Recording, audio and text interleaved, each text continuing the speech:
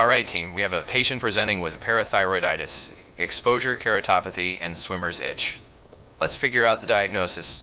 It could be hyperparathyroidism causing the parathyroiditis symptoms. No, I think it's more likely a corneal issue related to the exposure keratopathy. I'm leaning towards an allergic reaction causing the swimmer's itch. I believe it might be a skin infection causing the swimmer's itch along with the other symptoms. Wrong. It's pseudo-hypoaldosteronism, folks. Now we need to act fast. Trabeculectomy is the way to go. But that procedure is risky, Hawks. Are you sure it's necessary? I'm the doctor here, and I know what's best for this patient. We can't waste any more time. Prepare for surgery, all of you. You're in a surprisingly good mood today. Why wouldn't I be, Leslie? I take care of myself when I've taken on battle scars for every single one of your mistakes. Yes, every single mistake for you ungrateful pricks. Okay, Hawks. We'll get to work on the patient. I'm not pulling a yesterday on you. Good. It wouldn't be a good idea to upset a happy man today. Lord, he's even scarier today. We're just gonna take it easy. Maybe he got some help last night. You wanted to see me, Tracy? Yes. What are you doing back so early after I told you to take some time off? I got better. Overnight? Yeah, I consulted my psychiatrist for an emergency appointment and we hashed it out. I'm ready to go. Besides that, you wanted something else? Yes, Hawks. Parathyroiditis on your patient with pseudo-hypoaldosteronism. Where did you get such a stupid idea? During my appointment last night, I went through a psychological treatment that took me on a great journey of reflection. It all started with me staring at my face in the reflection of my toaster, who then came to life. Then my blanket, lamp, radio, and vacuum all joined in, singing musical numbers about how we were going to fix my problem together. Oh dear God, you are not fit to work here today. No, I'm just fine, Tracy. During this session, I had an epiphany on the effects of aging. It initially tore at my heartstrings, but I realized that the common goal I share with my appliances is that we all are on the same journey to reunite with our masters. Hawks, don't go anywhere. This is too insane, even for you. No, don't you go anywhere. I never operate on my patients, even when I'm high. I have the best doctors working on that patient. We're going to sit and have a chat about my investigation. We're not doing that today. I will interview your side of the story when the time is right. Okay, fine. If you're worried about my state, take your own suggestions seriously and stay away from me. I have work to do. Jesus Christ. The patient is in critical condition. I had a feeling trabeculectomy wasn't the right treatment for pseudohypoaldosteronism, despite Dr. Hawk's insistence. He's really losing it, Gary. He shouldn't have come back to work this soon. He needs to see a new psychiatrist. This one enabled him. There is no psychiatrist, Gary. He likely went on a misadventure last night with whatever he's prescribing himself with. Oh God, he's gonna end up like a few of my customers one of these days. When you say a few, does that imply you've ever had some sort of guilt about their fates? Fates. None of my customers have jumped around claiming they have spiritual connections with their toasters. I'm saying he's on a very self-destructive path and he will end up on the other side completely alone, unable to help himself. It's depressing. But I don't think you get to openly laugh about being a dealer and reflect on the poor choices people make. That's the part I don't find funny about you, Gary. You don't find any of me funny. Would you look at that? Looks like we have a mess on our hands, team. Pseudohypoaldosteronism.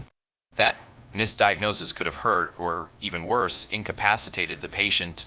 They are incapacitated. They're still in critical condition. And for some reason, you pulled us all into this room like a soft hostage situation. Leslie, I would never do that. You were always free to leave me alone. I'm so sorry, Dr. Hawks. We thought we had it right based on the symptoms. I can't believe we made such a huge mistake. What do you think the real diagnosis is, Dr. Hawks? Yeah, please tell us so we can learn from this. We're truly sorry, Dr. Hawks. We'll do better next time. I know you will. Anyway, the real diagnosis is ocular hypertension, not pseudohypoaldosteronism. And the treatment should have been a different approach altogether. You all better shape up or ship out. I can't deal with this level of incompetence anymore.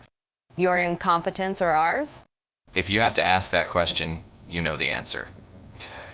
Now, excuse me while I go check on our poor patient.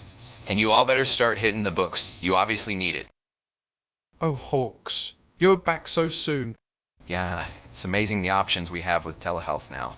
Hawks, you can't email new treatment options. Sure you can. The toaster said that's where it came from. Such a brave little guy. At what point are you going to drop the act? It's obvious that your new ploy is to get institutionalized so the investigation gets delayed.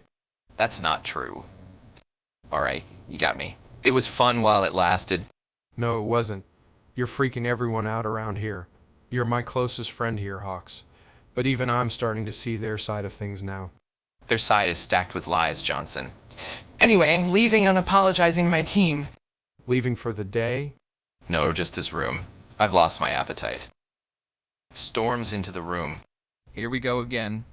You're putting everyone at risk, Hawks. This is unacceptable. Yeah, it's dangerous for you and for the patient. Listen, I don't have time for this. Pseudohypoaldosteronism was a misdiagnosis.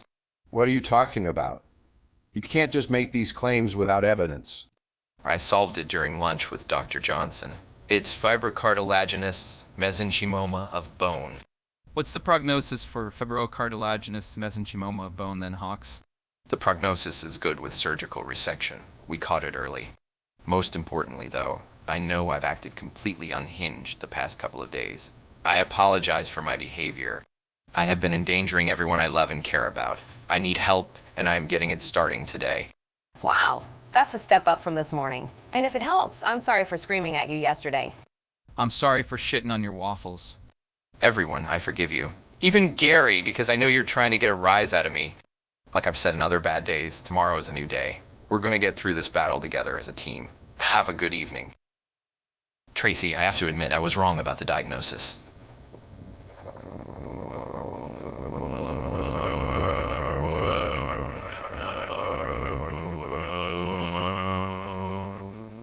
After all, it was fibrocartilaginous mesenchyma of bone.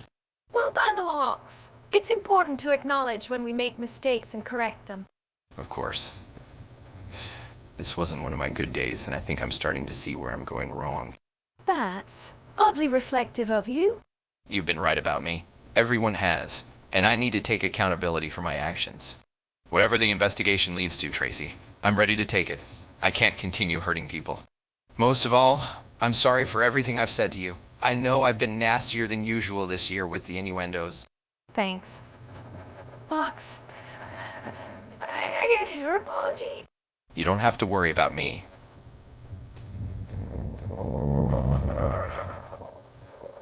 This is a hospital, not a circus.